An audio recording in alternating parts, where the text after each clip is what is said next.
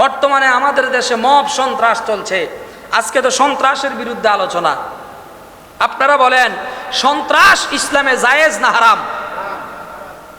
সন্ত্রাসবাদ, বিশৃঙ্খলা, অন্যায়ভাবে কারো জিনিসপত্র দখল করে নেওয়া, অন্যায়ভাবে মানুষকে হত্যা করা, এটা সবচাইতে বড় নিকৃষ্ট জঘন্য কাজ, ঠিক না বেটি? সারা বাংলাদেশের আহলে সুন্নাত ওয়াল জামাতের লোকজন ঢাকার প্রেস ক্লাবে সমাবেশ করেছিল ফিলিস্তিনি মুসলমানদের নির্যাতিতদের পক্ষে। আপনারা সবাই দেখেছেন। সেখানে আমার ভাই রইসউদ্দিনও সেই সমাবেশে শরীক হয়েছিল।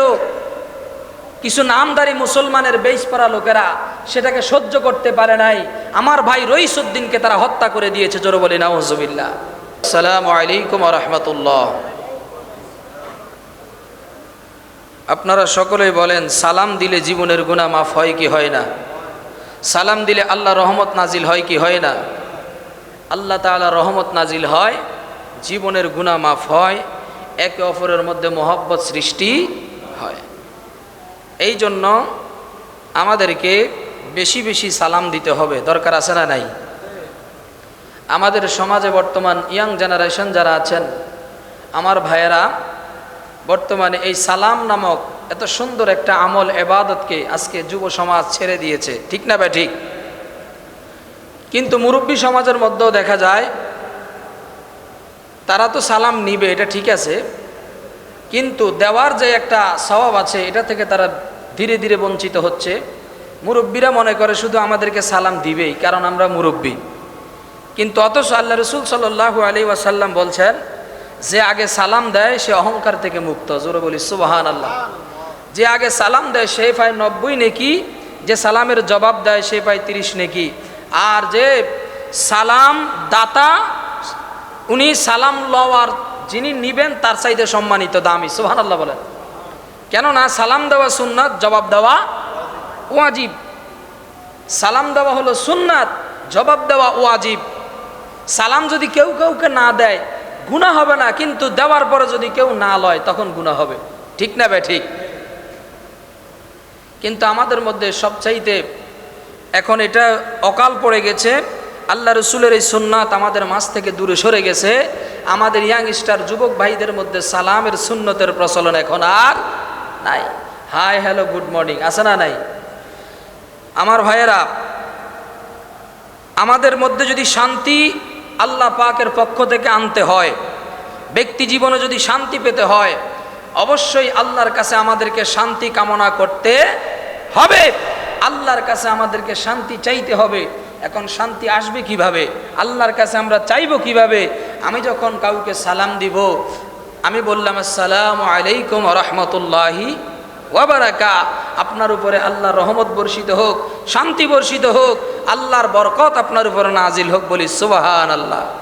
অনুরূপভাবে সেও রিপ্লাই দিবে ওয়া আলাইকুমুস সালাম ওয়া রাহমাতুল্লাহি ওয়া বারাকাতুহু। আপনি যেইভাবে আমার জন্য দোয়া করেছেন মালিকের দরবারে, আমিও আপনার জন্য দোয়া করছি আল্লাহ যেন আপনার উপরেও কি করে? রহমত বর্ষণ করে, আপনার উপরে বরকত দান করে, আপনার উপরে আল্লাহর অনুগ্রহ নাজিল করে। বলি সুবহানাল্লাহ। একজন মুমিন মুসলমান যখন একজন আরেকজনের জন্য এইভাবে দোয়া করে, তখন আমার আল্লাহ পাক অবারিত রহমত এবং বরকত নাজিল করতে থাকে। একবার জোরে সোরে বলি সুবহানাল্লাহ। অতএব আমাদের মধ্যে এই সুন্নতের প্রচলন দরকার আছে না নাই? আল্লাহ পাক কবুল করুক। জোরে বলেন আমিন। সম্মানিত হাজিরিন, আজকে আমরা জুমার দিন মসজিদে আসতে পেরে খুশি না বেজার? সেই জন্য মহান মুনিবের দরবারে শুকর আদায় করে বলি আলহামদুলিল্লাহ। সম্মানিত হাজিরিন, সাথে সাথে দুরুদ ও সালামের নজরানা নবী দু জাহা সরকারে কায়নাত নূরে মুজাসসাম রাহাতুল আশিকিন নবীজির নুরানি কদম মুবারকে, যেই নবী এখন থেকে ১,৫০০ বছর পূর্বে ৫৭০ খ্রিস্টাব্দে ১২ রবিউল আউয়াল সোমবার সুবহে সাদিকে মক্কা জমিনে মা আমেনার ঘরে জন্মগ্রহণ করেছেন, তাশরীফ এনেছেন, নবীর মিলাদ হয়েছে। জোরে বলি সুবহানাল্লাহ। ওই নবীর নুরানি কদম মুবারকে অসংখ্য অগণিত দুরুদ ও সালাম আল্লাহ পাক যেন দয়াল নবীর কদমে কবুল করে বলেন আমিন। সম্মানিত হাজিরিন, আজকের আলোচনার টপিকস হলো, সাবজেক্ট হলো অত্যন্ত গুরুত্বপূর্ণ একটা সাবজেক্ট, যেই বিষয়টা হলো বিশৃঙ্খলা ও সন্ত্রাসের পরিণাম এবং ভয়াবহতা। অর্থাৎ শৃঙ্খলার বিপরীতে যা, শৃঙ্খলা বহির্ভূত যেই কাজ এটাকে বলে বিশৃঙ্খলা। শৃঙ্খলার বহির্ভূত যেই কাজ এটার নাম হলো বিশৃঙ্খলা। আর সন্ত্রাস এটা হলো শান্তির বিপরীতে যেই কাজ করা হয়। সন্ত্রাসীর সংজ্ঞা দেওয়া হয়েছে নিজের কোনো বস্তুকে, নিজের কোনো আকাঙ্ক্ষাকে বাস্তবায়ন করার জন্য, হাসিল করার জন্য কারো উপরে জোর প্রয়োগ করা। অন্যায়ভাবে কোনো কিছুকে ব্যক্তিগতভাবে হাসিল করার জন্য কারো উপরে জোর জবরদস্তি করা, কারো উপরে প্রেসার করা, এটার নাম সন্ত্রাস। এটার নাম কি? বর্তমানে আমাদের মধ্যে এগুলো আছে না নাই? অন্যায়ভাবে মানুষের জমি দখল, অন্যায়ভাবে মানুষের কাছ থেকে চাঁদাবাজি করা, টাকা না দিলে মানুষের ঘর বাড়ি জ্বালিয়ে দেওয়া, ব্যবসা প্রতিষ্ঠান ধ্বংস করে দেওয়া, আছে না নাই? আপনি ব্যবসা করবেন, এতদিন একজনে খাইছে এখন আমরা খাবো, তো এতদিন একজনে কুকুরের মতো কামড়াইছে এখন আমরাও কামড়াইবো, তো সেও কুকুর ছিল, আমিও তো কুকুর হয়ে গেলাম। ঠিক না বা ঠিক? কুকুরের কাজ কুকুরে করেছে, কামড় দিয়েছে পায়, তাই বলে কুকুরকে কামড়ানো কি মানুষের শোভা পায়? অর্থাৎ একদিন একজন বাবা রাস্তা দিয়ে হাঁটতেছে, রাস্তা দিয়ে হাঁটার সময় তার মেয়ে ছিল সাথে, কুকুরে যাইয়া পায়ের ভিতরে দিছে কামড় দেওয়ার পরে বাবা এবার ব্যথায় কাতরাচ্ছে বাড়িতে এসে। এবার মেয়ে বলে, বাবা আপনি কুকুরের কামড় খেয়ে সোজাসুজি ঘরের মধ্যে চলে আসলেন, এটা কি মানুষের, এটা কি আপনার কাজ হলো? কি করলেন আপনি? প্রতিশোধ কেন নেন নাই আপনি? তো বাবা বলে, আমি কি করব, আমার কাজ কি ছিল? আপনিও তার পায়ের ভিতরে একটা কামড় দিয়ে দিতেন। তখন বাবা জবাব দিল, কুকুরের কাজ কুকুরে করেছে, কামড় দিয়েছে পায়, তাই বলে মানুষের কুকুরকে কামড়ানো মানুষের শোভা? মানুষের কুকুরকে কামড়ানো মানুষের তো যে অন্যায় করেছে, আমি যদি তাকে আবার অন্যায়ের মাধ্যমে তার জবাব দেই, তাহলে আমিও তার মতো অন্যায়কারী হয়ে গেলাম। ঠিক না বা ঠিক? বর্তমানে আমাদের দেশে মব সন্ত্রাস চলছে। আজকে তো সন্ত্রাসের বিরুদ্ধে আলোচনা। আপনারা বলেন, সন্ত্রাস ইসলামে জায়েজ না হারাম? সন্ত্রাসবাদ, বিশৃঙ্খলা, অন্যায়ভাবে কারো জিনিসপত্র দখল করে নেওয়া, অন্যায়ভাবে মানুষকে হত্যা করা, এটা সবচাইতে বড় নিকৃষ্ট জঘন্য কাজ। ঠিক না বেটি? এমনকি মুসলমান, আল্লাহ রসুল সাল্লাল্লাহু আলাইহি ওয়াসাল্লাম হাদিসে মুবারাকার মধ্যে বলেছেন, ও আমার উম্মতের দল শুনে রাখো, মান সালিমাল মুসলিমুনা মিন লিসানিহি ওয়া ইয়াদিহি, তুমি ততক্ষণ পর্যন্ত মুসলমান হতে পারবে না, ততক্ষণ পর্যন্ত আমার উম্মত হতে পারবে না, যতক্ষণ পর্যন্ত না তোমার অন্য মুসলমান ভাই তোমার জবান থেকে এবং তোমার হাত থেকে নিরাপদ না থাকে, ততক্ষণ তুমি মুসলমান দাবি করতে পারবে। কিন্তু আজকে মুসলমানের বেশ পরে, মুসলমানের লেবাস লাগিয়ে অন্য মুসলমানের গায়ে হাত দেয়, অন্য মুসলমানকে হত্যা করে, আছে না নাই?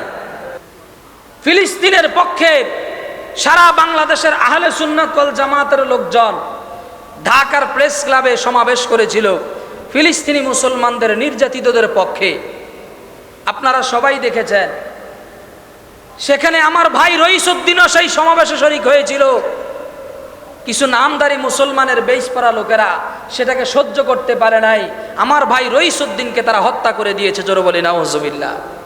অথচ তিনার পিছনে তারা নামাজ পড়তো, ইমাম ছিলেন, তার পিছনে তারা নামাজ পড়তো।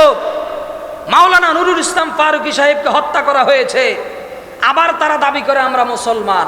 আমরা কি?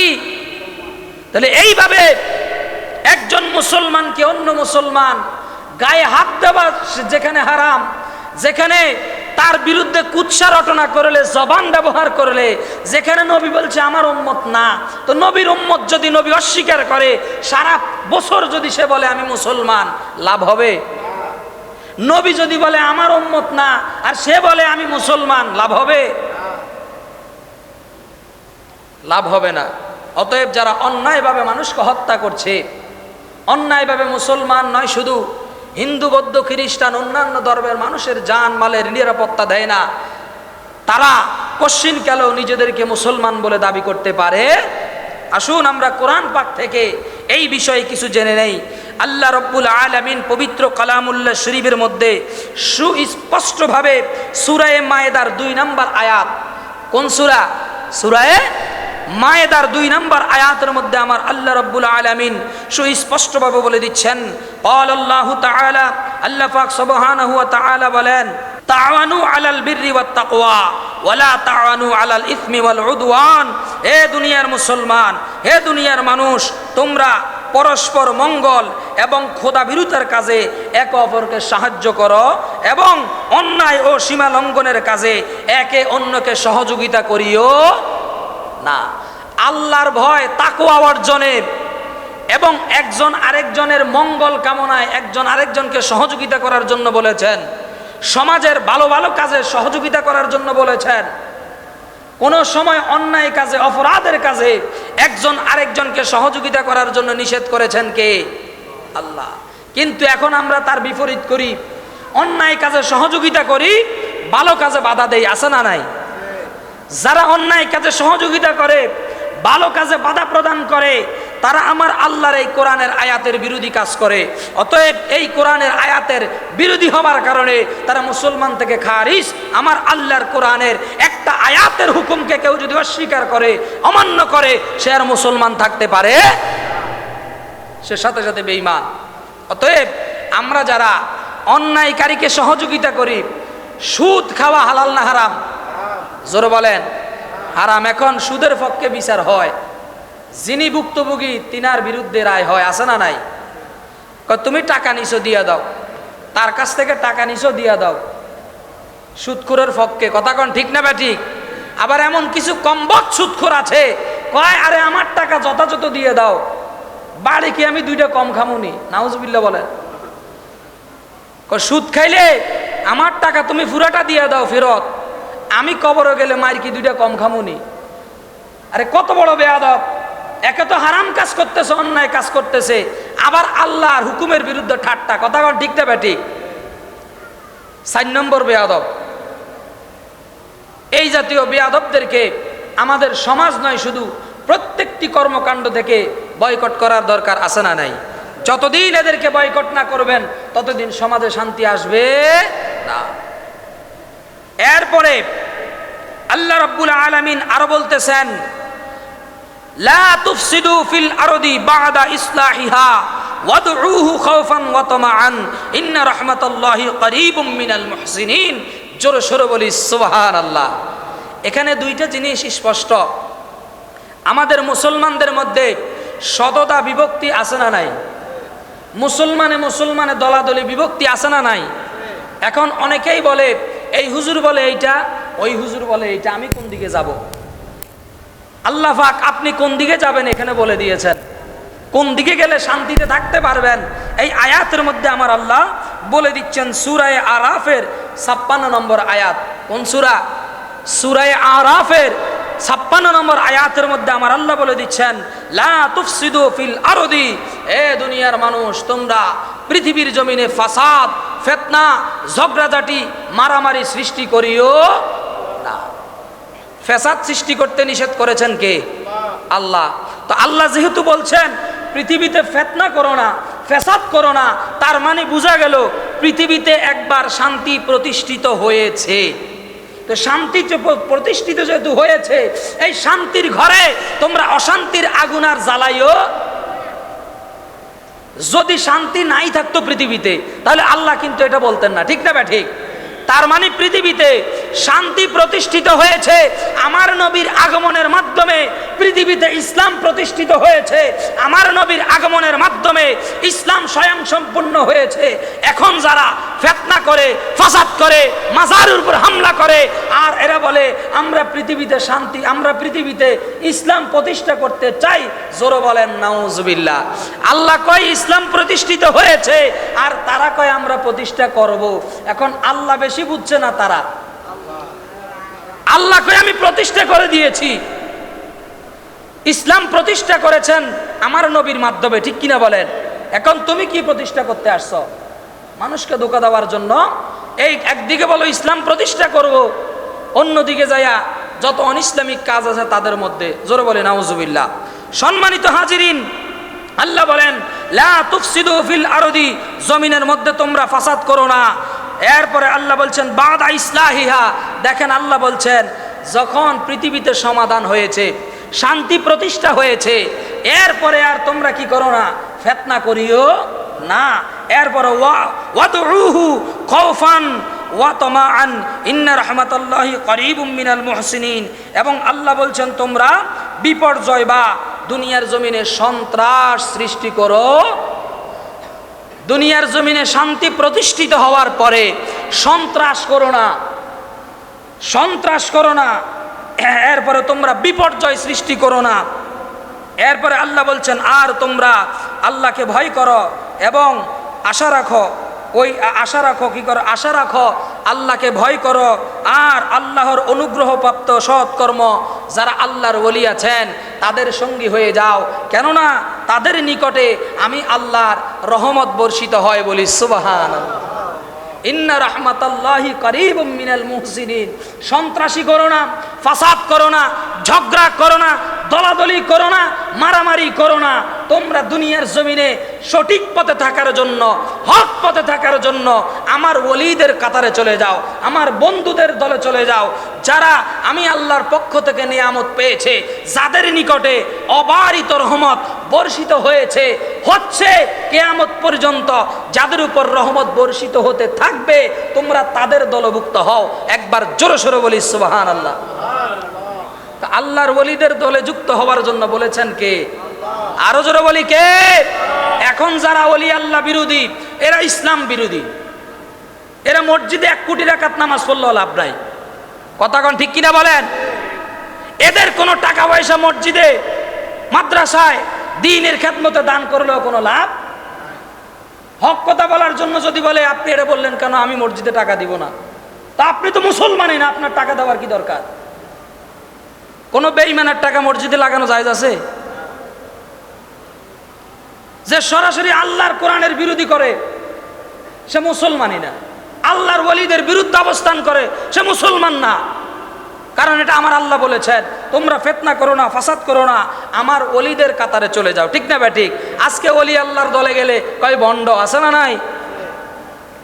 আমরা কি ভণ্ড না আমরা সুন্নি? আমরা মাজারে কি জিয়ারত করি না সিজদা করি? আরো জোরে বলেন কি করি? জিয়ারত করি। মাজারে সিজদা করা হালাল না হারাম? সরাসরি মাজারে কিছু চাওয়া শিরিক। আপনি যাই যদি বাবা আমার এটা দাও, শিরিক। এটা করা যাবে? বাবা আমারে বাঁচাও, এটাও বলা যাবে? আপনি এইটা বলার কারণে আল্লাহর ওলিদের শানে বেয়াদবি করছেন। আল্লাহর ওলিদের কাতারে আসবেন, তিনি যেইভাবে আল্লাহর ওলি হয়েছেন ওই কাজগুলো করবেন। আপনি মনে করছেন ওলি আল্লাহর দলে আসার পরে নামাজ না পড়ে জান্নাতে চলে যাবেন, সন্ত্রাসী করে জান্নাতে চলে যাবেন, আর বলবেন আমি অমুক বাবার মুরিদ। চাঁদাবাজি করবেন, গাঁজা খাইবেন, মদ খাইবেন, মদের ব্যবসা করবেন, এগুলো করে আর বলবেন আমি জান্নাতে চলে যাব, ওলি আল্লাহর মুরিদ। এটা করতে ইহুদি খ্রিস্টানেরা তারা বলতো কি যে হযরতে ঈসা আলাইহিস সালাতু ওয়াস সালাম, তারা বলে যিশু, কয় যিশু আমাদের যত পাপ আছে সব কিছু নিয়ে চলে গেছেন, অতএব পৃথিবীতে আমরা এখন যত রকম পাপ করব আমাদের কোনো অসুবিধা নাই, যিশু আমাদের সব নিয়ে গেছেন, অতএব আমরা ডাইরেক্ট মরলেই স্বর্গ। জোরে বলি নাউজুবিল্লাহ। এই জন্য পৃথিবীতে সবচাইতে বড় নিকৃষ্ট জাতি হলো ইহুদি জাতি। তারা মনে করে আমাদের কোনো অপরাধ না, আমাদের কোনো অন্যায় না, আমরা যত অন্যায় করি এগুলো আমাদের কোনো আমাদের অন্যায়ের প্রায়শ্চিত্ত করে গেছেন যিশু, অতএব আমাদের কোনো কি নাই, অপরাধ। এই জন্য ফিলিস্তিন বলেন গোটা পৃথিবীতে ইহুদি নাসারার চাইতে বড় নিকৃষ্ট জাতি আর এরা সারা পৃথিবীতে মুসলমান নয়, শুধু অন্যান্য ধর্মের মানুষের মধ্যে ফিতনা ফাসাদ মারামারি ঝগড়াঝাটি লাগাইয়া রাখছে। আল্লাহ পাক ফিতনা ফাসাদ থেকে আমাদেরকে সবাইকে হেফাজত করুক, জোরে বলেন আমিন। সম্মানিত হাজিরিন, তাহলে ঘুরে ফিরেই ওলি আল্লাহর কথা কোরআনে আসে, কেননা এটাই হলো হক পথ। ইহদিনাস সিরাতাল মুস্তাকিম সিরাতাল্লাযীনা আনআমতা আলাইহিম, জোরে বলি সুবহানাল্লাহ। আনআমতা আলাইহিম, তাদের উপরে আল্লাহর নিয়ামত। আল্লাহকে আমরা বলছি আল্লাহ সেই পথে আমাদেরকে চালান যেই পথে আপনার প্রিয়জনরা গেছে চলি, যেই পথে আপনার প্রিয়জনদের উপরে আপনি রহমত করেছেন, তাদের পথেই আমাদের কবুল করুন। আর আল্লাহ বলছেন, এখানে আবার বলছেন ইন্না রাহমাতাল্লাহি করিবুম মুহসিনিন। অতএব আর কোনো দ্বিধা নাই, আর কোনো দ্বন্দ্ব নাই। আমি কোন পথে যাব, এই হুজুর বলে এক, ওই হুজুর বলে এক, এগুলো বাদ। আমি সরাসরি যারা আল্লাহর নেক বুজুর্গ বান্দা, আমি তাদের পক্ষে থাকতে রাজি আছি না নাই? তাহলে সব শেষ, সব দ্বন্দ্ব শেষ। কথা কোন ঠিক না বে ঠিক?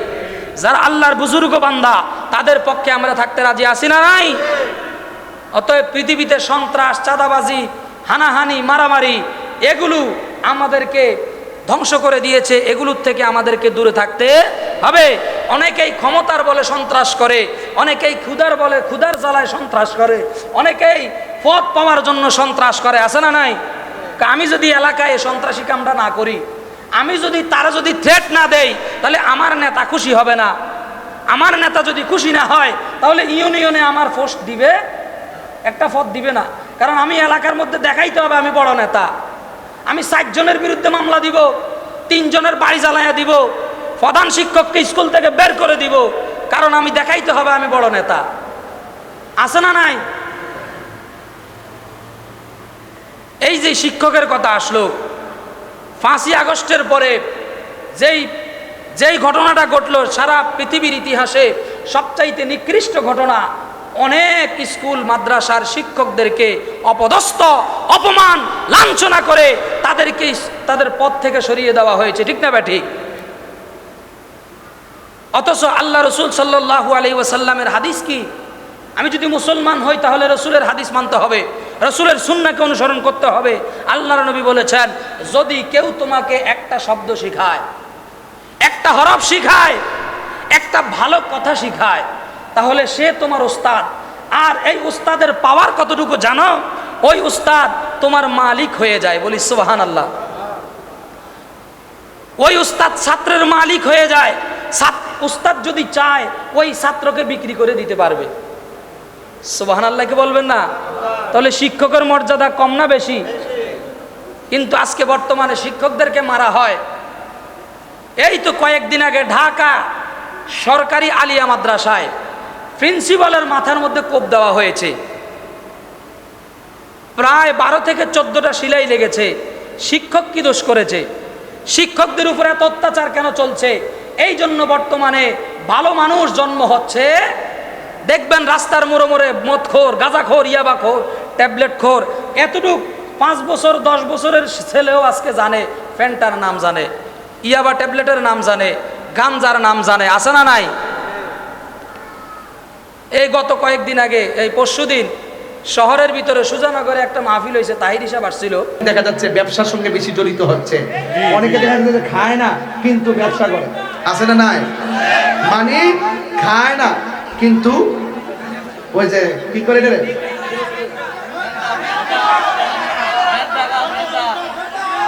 ফ্যানটা কি, আচ্ছা আস্তে, ফ্যানটা কি, বড়ি বড়ি বড়ি। আরে অত উল্টা পাল্টা কইস না, ডাইরেক্ট ক বাবা ট্যাবলেট ক, যেটা সমাজে চলছে। আর একটা আছে, এটা আর একটা বাড়িছে, তুই এত জানিস কেমনে?